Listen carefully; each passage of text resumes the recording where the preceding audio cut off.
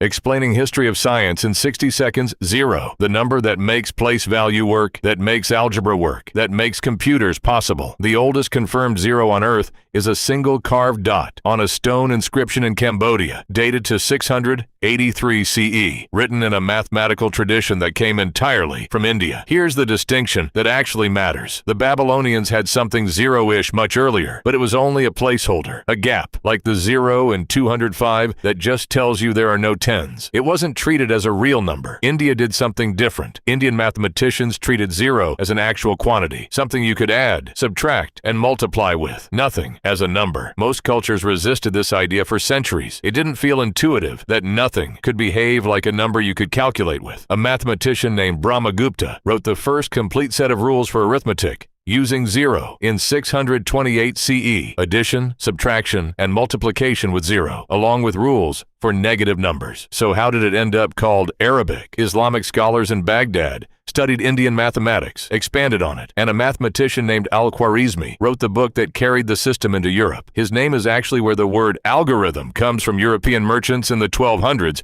were still using Roman numerals for trade. Once they saw this new system, adoption was fast. It made calculation dramatically easier. The math traveled through 3 civilizations before it reached the classroom version we all learned. Next, the Dark Ages weren't actually dark. They just weren't happening in Europe.